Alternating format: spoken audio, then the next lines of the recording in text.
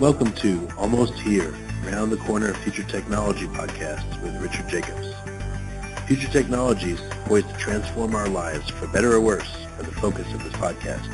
Almost here means these technologies are now here and starting to be used, or just around the corner, from Bitcoin to artificial intelligence, 3D printing, blockchain, virtual reality, and more. Hi, this is Richard Jacobs, Future Tech Podcast, Round the Corner, Almost Here Technology. And today I have Duncan Brown, CEO of Distributed ID, and also Merrick Reed, Chief Technology Officer of Distributed ID. How you doing, guys? Good. How are you? Good. Thanks for being on the podcast. Excellent. Thanks. I've been doing intros of companies, but I find that the companies do a much better job themselves. So if you wouldn't mind, first question for listeners is, what do you guys do at Distributed ID? What's your business model, and what do you guys work on? So Distributed ID was founded on the kind of simplistic view that there isn't really an ID platform out there. And what that means is that without verifiable, without one source of truth, we can't verify someone across the internet. And this was built out of a hackathon in St. Louis back in June, based on the principle that there are a whole bunch of notaries and a whole bunch of services that will verify documents and put that on the blockchain, verify something, put that on the blockchain, but they don't actually verify who you are before they do that. And this, what I didn't really realize, was a huge kind of field and a lot of people are looking into and hasn't really been solved yet, so we're taking our stab at it. So you're saying that there are a lot of people out there that will say and put on the blockchain that you are so-and-so, but they're not verifying you before they put your information on the blockchain? So sorry. So let's look at Factum for a second, or Tyrion, a notary service on the blockchain. So they actually kind of skip that step. They will. They won't even check who you are. So they'll let you enter your information, like name, and then they'll record your IP address, but they won't actually verify against anything else, which a public notary or a private notary will do. I think what we're That's absolutely a trusted digital representation of oneself. Yeah. Yeah, but you guys already blow me away. That's crazy. If you're going to use an immutable thing like the blockchain, and you're going to let people on there without verifying who they are, that's completely counterproductive. I mean, that means that anyone can get their way on there, say they're so-and-so, and now claim, hey, it's on the blockchain, it's immutable, so, I am this person and you're not. I mean, that's crazy that they don't do that. Well, yes, and it is insane, but luckily it isn't known, I guess, too much. And then you're also saved by a hash. So your hash is kind of like your ticket number to anything you put onto the blockchain. And the hash is so hard to copy unless you know the exact document that you're looking for, that also does stop people from, copying. But I mean, imagine this scenario, no offense. What if I said, hey, I'm Duncan Brown, and I found out your birth date and, your mother's maiden name or whatever, and I, created a hash of all that info, and I put it on the blockchain, and then later on I was masquerading as you, and I said, no, look, it's on the blockchain, I have the hash, the hash resolves. I mean, I can masquerade as you, and that's crazy. Yeah, so that's one of the, that would be the biggest fraud case that we're looking at, and that is why we have people or services that require a in-person interview before they'll allow you to, have your own ID on the blockchain or anything like that. And then also, what we are trying to do, which is a little bit different, is kind of use Ethereum and smart contracts to allow us to be the only people to publish that onto a blockchain. Huh. So instead of having to have an open door policy where we take in interviews, we're going to be the only people to open that door for anyone who wants an identity. So what methods would you use to vet somebody to make sure that there's no fraud involved and that, they can get onto the blockchain and, they are who they say they are? There are many ways to sort of many factor authentications that you can take into account. There's initially just your regular information, which can be checked.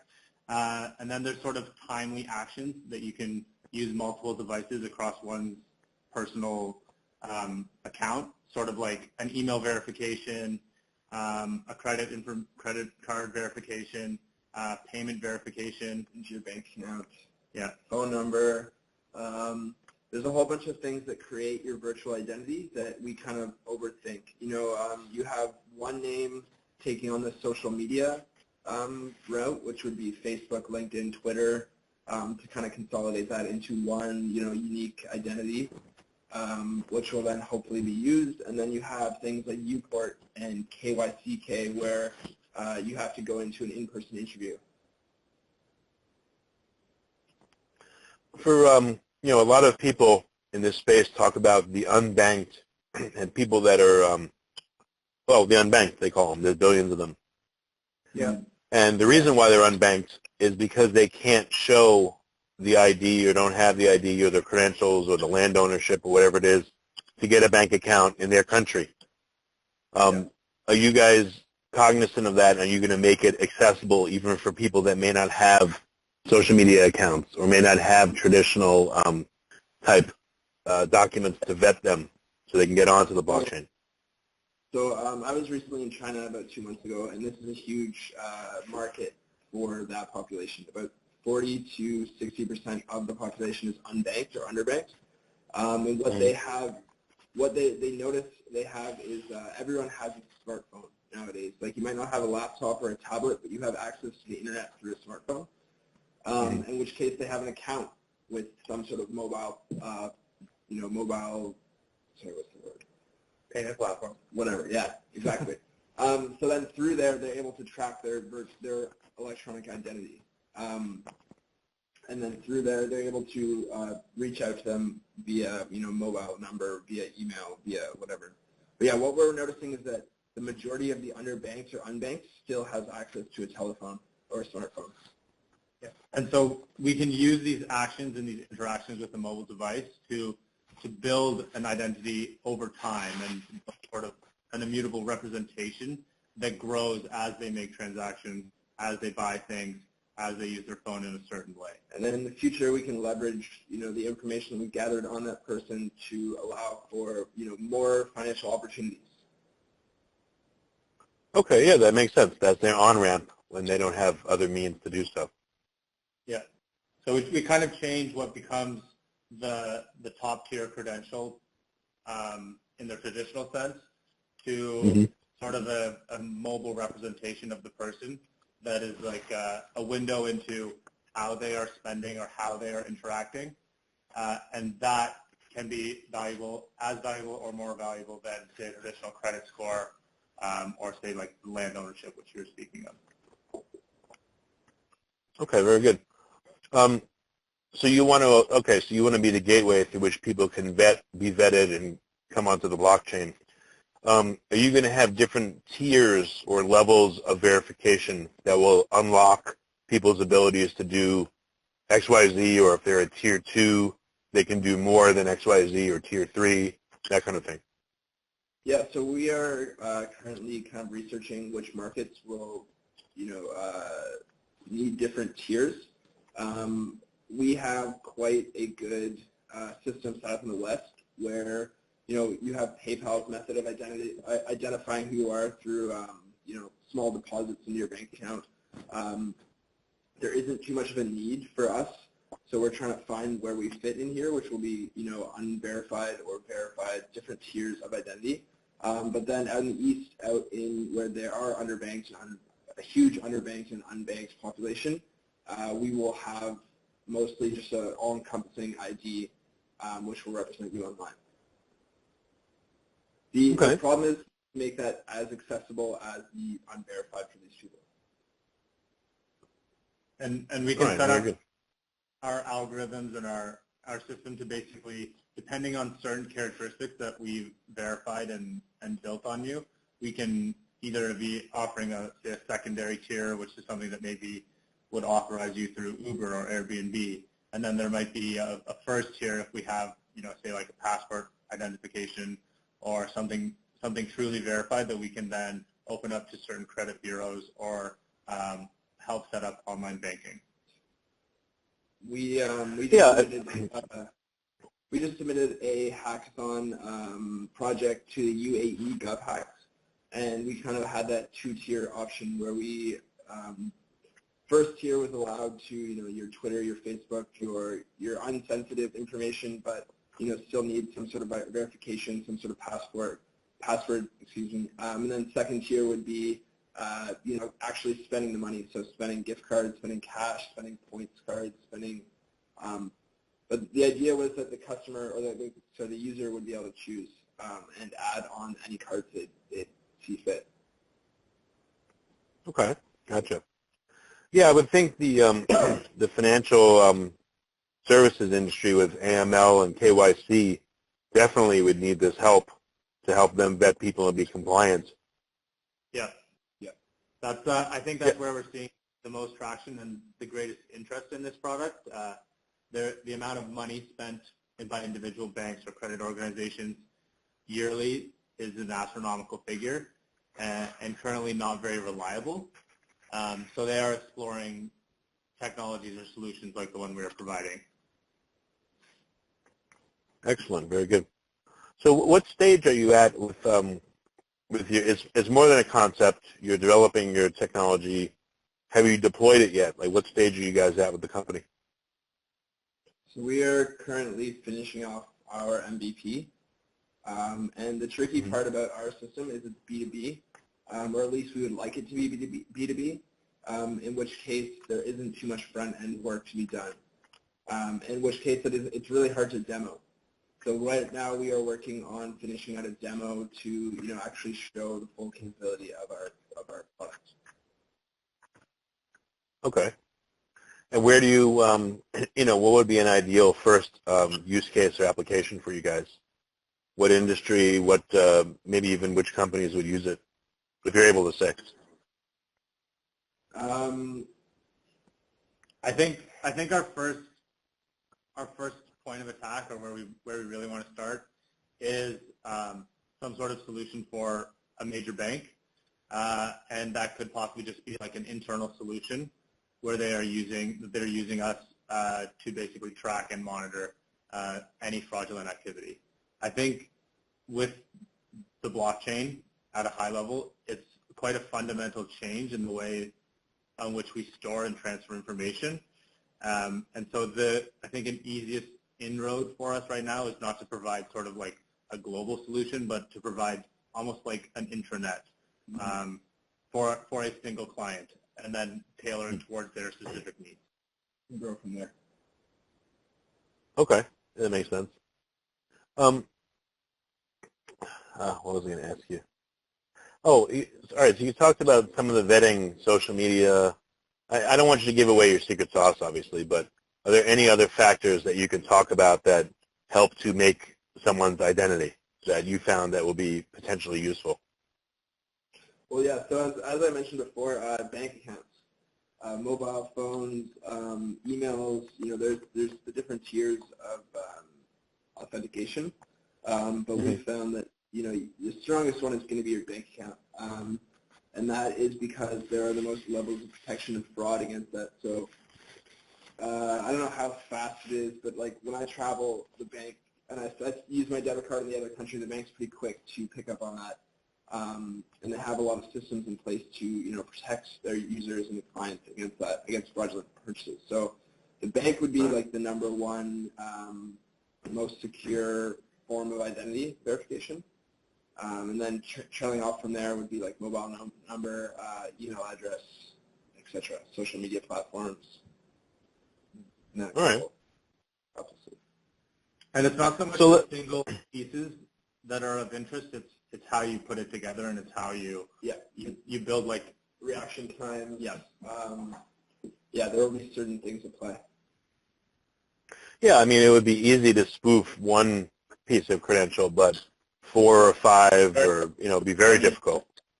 Yeah, and then there's also really cool things that your device tracks via like device fingerprint. And this might not be known to everyone, but your phone has a specific way you use it. And if someone was to steal your phone, they would use it in a different way, which does alert certain applications which are looking for that. There's also things like where you are at the moment. Yeah, geolocation, what IP you're pinging off, what time. A lot of fraudulent transactions happen between 2 and 5 a.m. So all of these are business logic rules which we'll code into our products. I got you. Yeah, if my phone typically goes from my home to my work and then to Starbucks and whatever, and then all of a sudden it's taking trips in Europe or going to different places, right? You'd know. Yeah, or when you unlock your phone, the first thing you go look at is your email, and then maybe your messages, and then maybe you're off on Facebook or something like that. For other people, they'll be using it in a different manner. Yeah.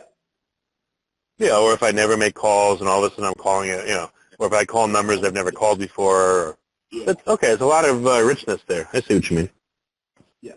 Very interesting. Yeah, and that stuff's hard to fake. Very, very hard to fake. Yeah, it's as unique as an actual biometric fingerprint. We're just figuring it out. So let's say your guys' application works, fantastically, and people get onto the blockchain, and you're the portal to which they get on. What about the other side? Getting acceptance that hey, if distributed ID says you are who you are, we'll accept that. How do you get those widespread levels of acceptance at a high level? That you've verified someone, they believe you. Yeah, so that starts with unique users.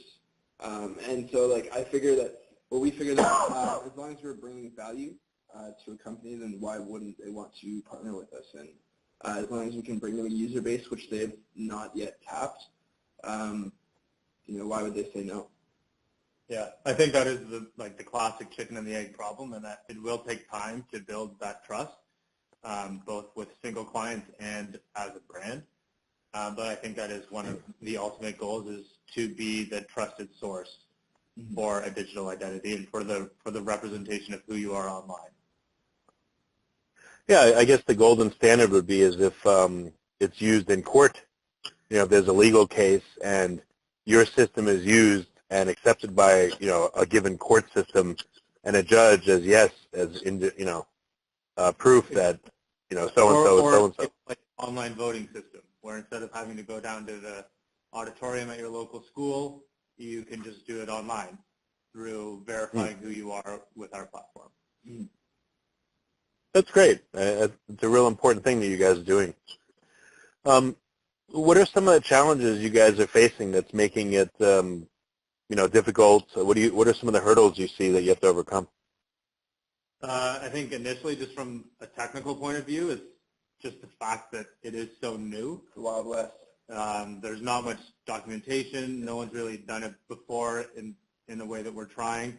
And so instead of sort of building another SaaS company, you sort of have to go out there and really figure it out on your own. Yeah. And I think that has been and will continue to be a major hurdle.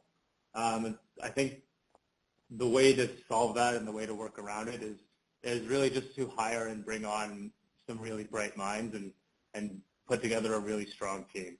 Yeah. Okay. Very good.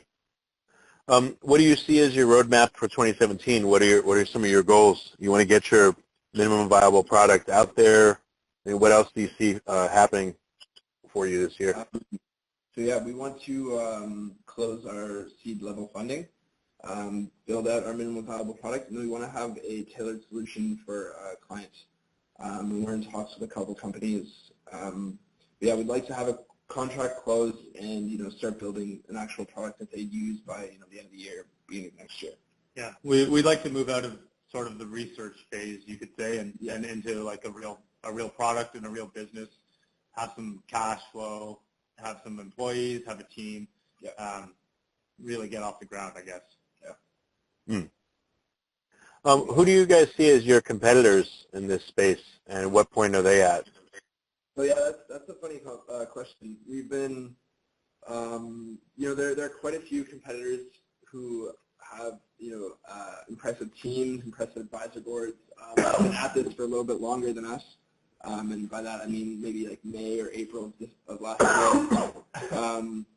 But what they're doing is focusing on a different avenue than us. And then you have, IBM coming up and saying they're going to work with the Singapore team, KYCK. But we don't really see too much in the actual space of development or in the industrial area. It's more just them beating their chests and trying to claim the market as their own. As far as the identity verification that we are doing, we are the sole company doing it. Yeah, we've yet to find anyone doing sort of the exact same thing as us.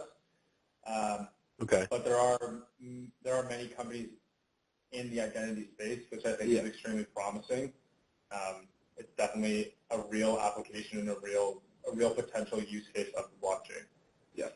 Yeah. Every time we hear of a new identity company, it's a nice, a nice validation to us that we're on the right track. When you guys say blockchain, which blockchain are you going to anchor to? Bitcoin or Ethereum or multiple? We're building it out on Ethereum right now, but depending on where Ethereum goes in the next year or so, we could put timestamp into the Bitcoin blockchain. We'd like to be blockchain agnostic, and just really be a sidechain service. One of the potential avenues we're looking at is sort of deploying sort of a private blockchain for major clients, sort of the same way that TCP and IP got its initial foothold with the email. It was built as an internal email client. This was back in the 80s. I think that's where we might see our biggest success is building sort of a private blockchain that's still used by 30,000 people in an organization. How, if it does go onto a public blockchain, which it may have to, soon, how will you keep the data private but useful? Someone's data is on the blockchain, it can be hashed and all that, but, are there any security liabilities with having it there? No. So the hash is a one-way function, which is computer verifiable, meaning that they can hash the data into the same hash repeatedly as many times as they want, but it's like a key. Like if they don't have the right key, they can't open the lock. And at computing power today's standard, it would take about hundreds of years for them to crack that one hash, which would be a pretty unique individual attack against someone. Yeah, there would have to be a lot of consequence or money at stake. Yeah, I think one of the biggest security risks is actually just at fault of a person. Yeah.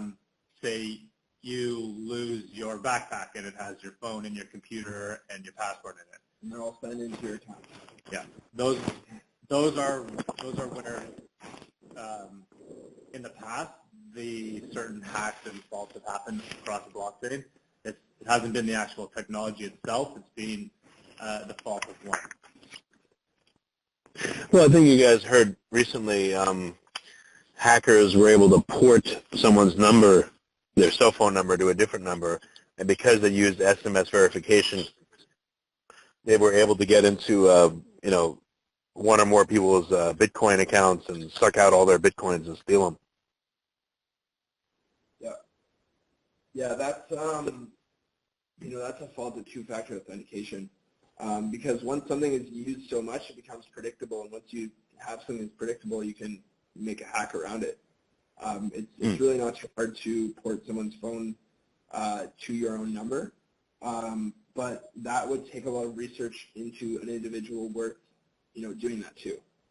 I myself have very little Bitcoin in any address at one time, so I wouldn't be a good candidate for all of your listeners out there. Right. Leave you alone. I gotcha. Yeah. But yeah, like we are looking into new new technologies to, replace two-factor authentication, or at least, obfuscate the predictability of it. Okay, very good. So new methods of reaching out to you, completing that KYC loop, which is so important for a financial service. Gotcha. Okay. Any other questions I should have asked that we didn't cover?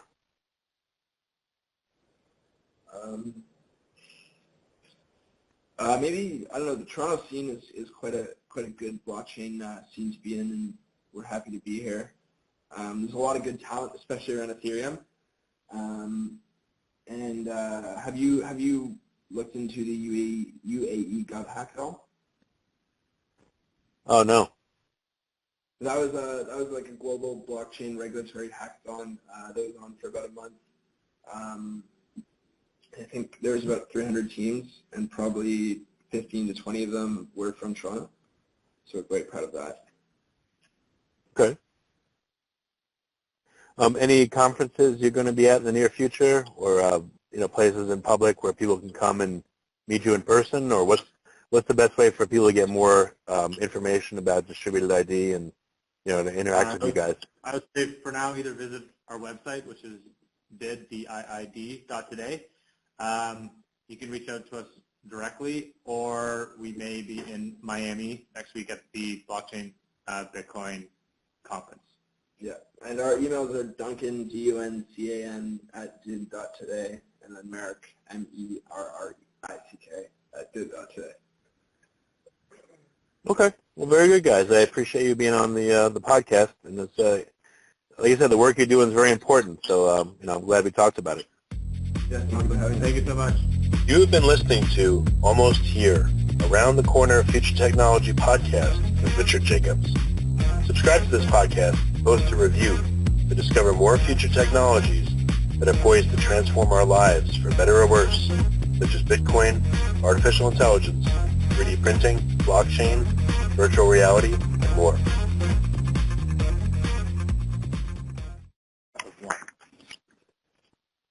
Well, I think you guys heard recently hackers were able to port someone's number, their cell phone number, to a different number, and because they used SMS verification, they were able to get into one or more people's Bitcoin accounts and suck out all their Bitcoins and steal them.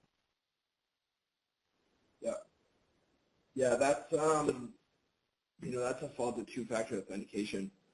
Because once something is used so much, it becomes predictable, and once you have something that's predictable, you can make a hack around it. It's really not too hard to port someone's phone to your own number, but that would take a lot of research into an individual worth, doing that too. I myself have very little Bitcoin in any address at one time, so I wouldn't be a good candidate for all of your listeners out there. Right. Leave you alone. I gotcha. Yeah. But yeah, like we are looking into new technologies to replace two-factor authentication, or at least obfuscate the predictability of it. Okay, very good. So new methods of reaching out to you, completing that KYC loop, which is so important for a financial service. Gotcha. Okay. Any other questions I should have asked that we didn't cover?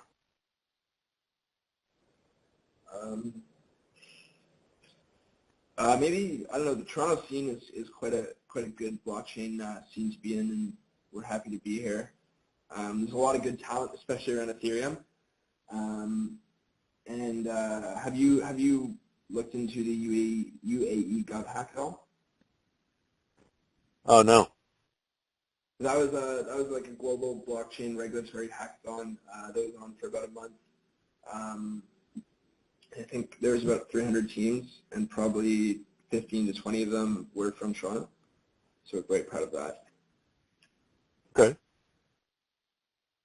Any conferences you're going to be at in the near future, or places in public where people can come and meet you in person, or what's the best way for people to get more information about distributed ID and to interact with you guys? I would say for now, either visit our website, which is did, DIID.today. You can reach out to us directly, or we may be in Miami next week at the Blockchain Bitcoin conference. Yeah, and our emails are Duncan, DUNCAN @dib.today, and then Merrick, MERRICK @dib.today.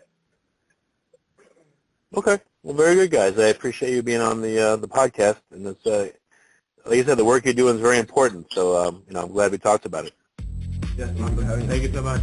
You have been listening to Almost Here, Around the Corner Future Technology podcast with Richard Jacobs.